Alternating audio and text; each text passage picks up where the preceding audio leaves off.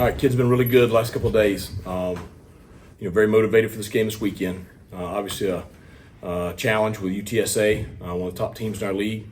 And, conference openers, big game for us. So just excited about having the opportunity to play this game.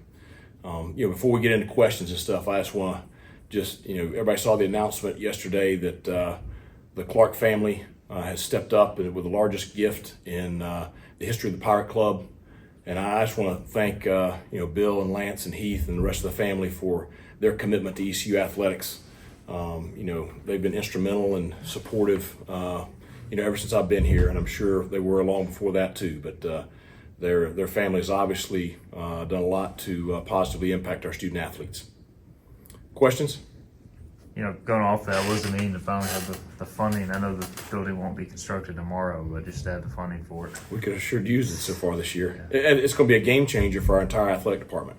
You're talking about no more issues with finding space if there's inclement weather. And, we practice in the rain, but lightning, just like that game the other night, there's nothing you can do. And, the schedules are so tight with classes and everything that it puts a pinch on everybody. I mean, it's not any outdoor sport needs that facility. And then you talk about the impact that it will have, preseason camp, our walkthrough tomorrow morning, we would do it indoors, recovery, we'll be able to do a lot of stuff in the winter in it.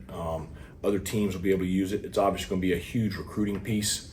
I'm sure it's going to be used on game day for the Pirate Club events. It's going to be used for different functions, fundraising wise, and different functions of the community. So this is a great facility that'll be a huge asset for our football program, but it's going to be a huge asset for this entire community and athletic department.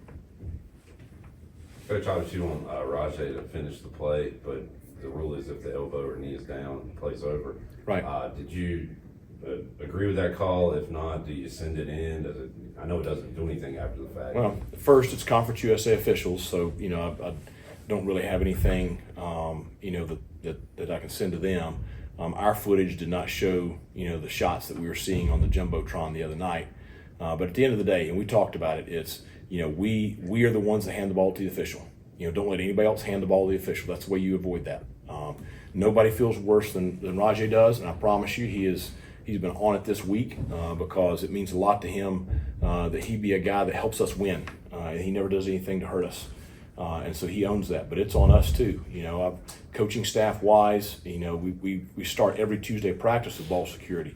But I think that we got to continue to just hound them during practice, and the kids have got to be really on it during practice. And even you get tired, you got to be making sure that if you're in traffic, you're locking it up. And so it's a group effort that we got to make sure we eliminate those situations right there that hurt us. Jake obviously throws the ball pretty hard. Do y'all talk to him all about taking, some touch on the shorter passes, or is it more just if it hits the receiver's hands, they expect to catch it? Well, I think it depends on the situation. Some of the tight windows he puts it in there that, you can't take anything off of it. I've seen that before where a quarterback does not have the arm strength and he can't fit it in those windows and he tries to, and it's a pick. Certainly there are some passes that are touch passes and some passes that you got to put it on there. And so it's just, continuing for him to, get on the same page with the receivers and feel better with the receivers. But, those the other night, like that fourth down deal, it's a tight window right there. He has to put it on the receiver. If he doesn't, they're going to break it up or they're going to pick it. So, the one on the pick, that was a touch pass, right over the shoulder, right where it should be. So it just depends on the pass. UTSA hasn't really played a close game. It's a little tougher to study film when they've had blowout wins and blowout losses, and they look so different probably from weeks 1 forward than they did weeks 2 and 3.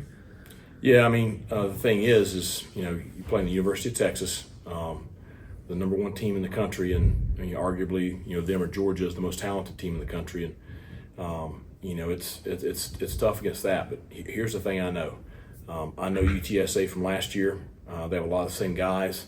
I know Coach Traylor. I know what to expect Saturday. They have dynamic playmakers on offense. Their quarterback is a great operator. Their defensive front is one of the better ones in this league. Their linebacking core is experienced and athletic. Their DBs are long and can run. And I know that they just like us. They pride themselves in physicality and toughness and playing with a chip on their shoulders. So we know what to expect coming in here.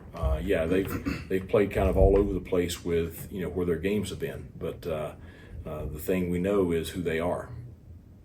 How has the energy level been just getting those guys back after the late night? It's been good. Sunday there wasn't a whole lot of energy because everybody was still trying to recover from getting back in at 7 a.m. But we did very, very little on Sunday. Really focused Sunday and Monday just getting rest, getting recovered. I thought we've been really energetic the last 2 days. I thought that Tuesday was a very, very good Tuesday practice. I mean, it was from the standpoint of just we had mistakes, things we can clean up, but there was no lack of energy, lack of effort, lack of trying to do things that are in the game plan that are new to them. So had another good practice today. So tomorrow and Friday are cleanup days. Last week was the best Thursday and Friday we've had so far this year, and I think that results in being ready to play on Saturday. We've got to be better this week on Thursday and Friday, and then our big focus today in practice, there was things all throughout practice where we're talking about finishing.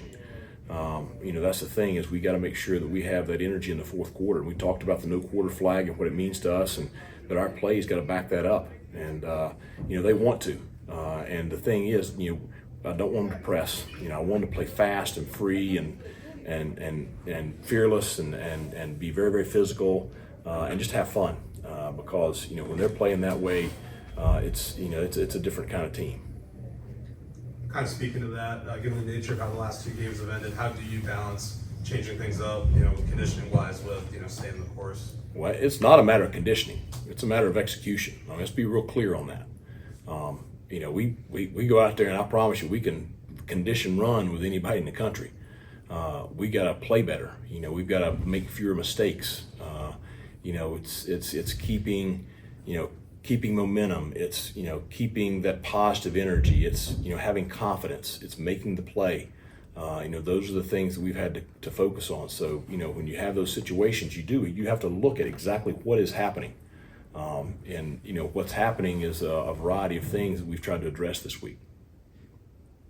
Is Andrew Conrad still the guy moving forward at the kicker for you right now? Yeah. Yep, he's our kicker. Anything else? As you kind of just look at the conference as a whole, has anything stood out to you through the non-conference plays that you're ready to jump into it? Yeah, all those preseason media polls, y'all can take those and throw them in the trash. So it's wide open. I think, who is it? The academies are at the top right now? Yes, sir. Yeah. Nobody had that in preseason, did they? All right. Thanks, Coach. Have a good day.